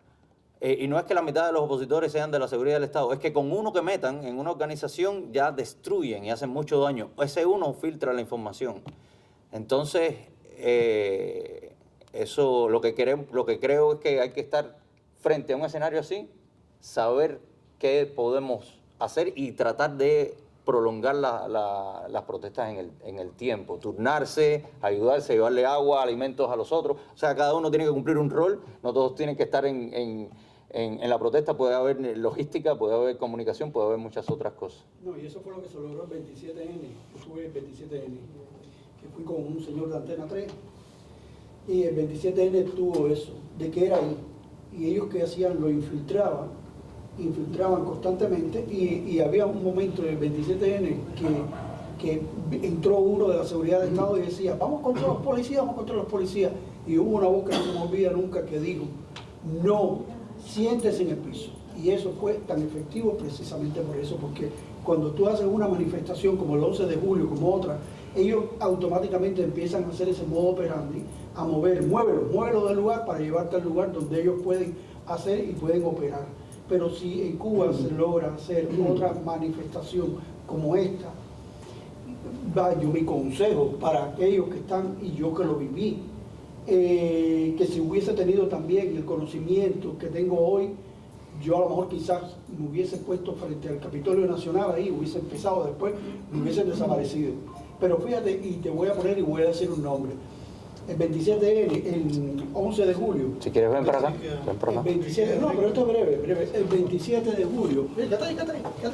Mira, el 27 de julio hay algo. El 11 de julio. El 11 de julio hay algo muy importante y voy a dar un nombre. Que se llama, que es un reggaetonero, Yomil. Yomil estaba ahí.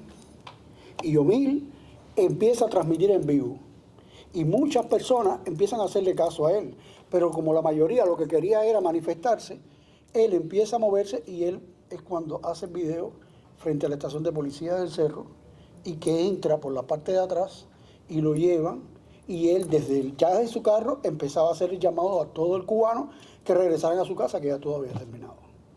Fíjate cómo utilizan, cómo infiltran de lo que tú estabas hablando, un nombre, y hoy este hombre está en Cuba. A él le mataron su hermano y sigue en Cuba. Y yo vivía en el casino deportivo. Él vivía en una casa, que no me deja mentir Pedro, de 3 pisos, y él, quien atendía a este hombre, era una persona que todo el mundo sabía que era un esbirro. Pero, ojo, para terminar, el 11 de julio, si nos hubiésemos quedado todos en el Capitolio Nacional, la historia hubiese sido otra. Pero ese es el modo operandi y es modo para enseñarle a nuevas generaciones de lo que vaya a suceder. No se muevan del lugar, al contrario, miren de miles y miles de personas. Que ahí sí ya debe es... ser en un lugar donde haya edificios de vivienda, donde haya personas que puedan tomar video, aunque no haya internet, pero que tomen video para después tener testimonio, que puedan transmitir o que puedan asistir a los manifestantes. Así que en un escenario como en la Plaza de la Revolución es muy simbólico. Claro. Pero no hay forma de mantener en la práctica. Ellos nos llevaron, nos fueron llevando. Y nada, patria y vida.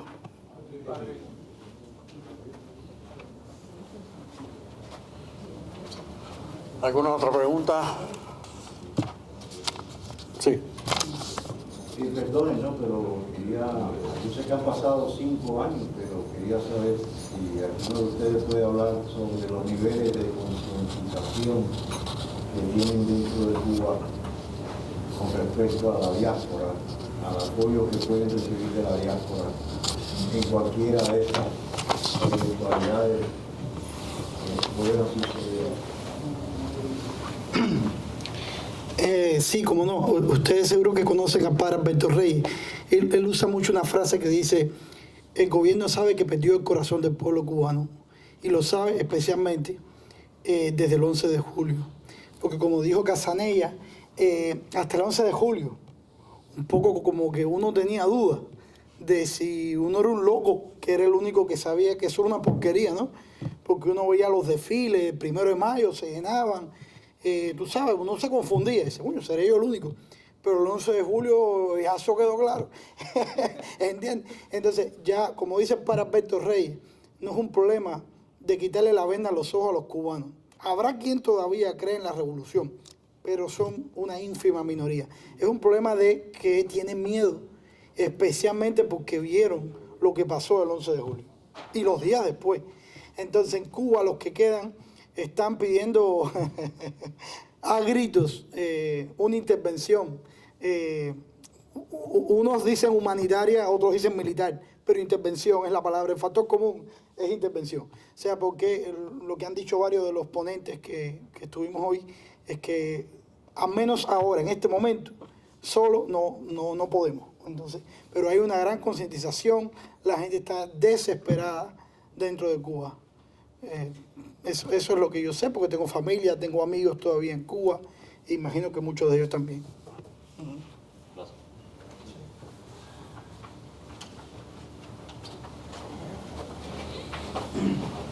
¿Alguien más?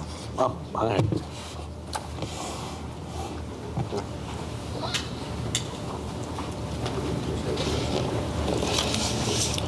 Muy breve.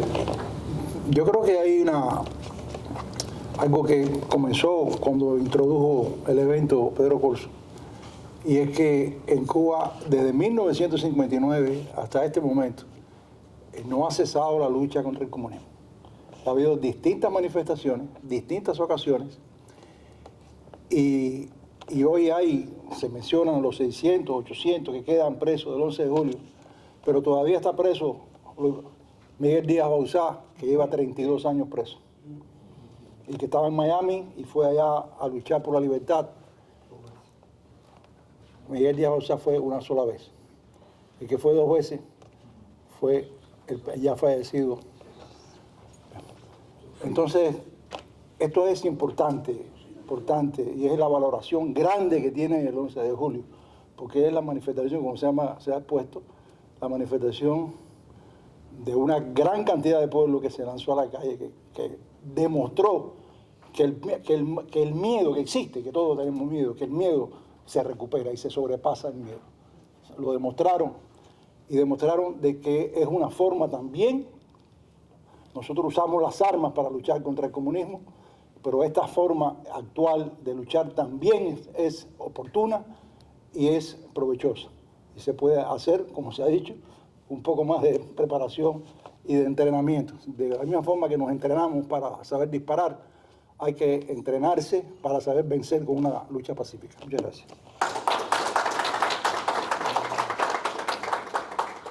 Gracias, Ángel, y tomando el espíritu de tus palabras, y ya para dar por concluido este evento, quiero invitarlos a todos, a nombre del Instituto de la Memoria Histórica, a la presentación del documental más reciente del Instituto, dedicado a Armando Sosa Fortuny.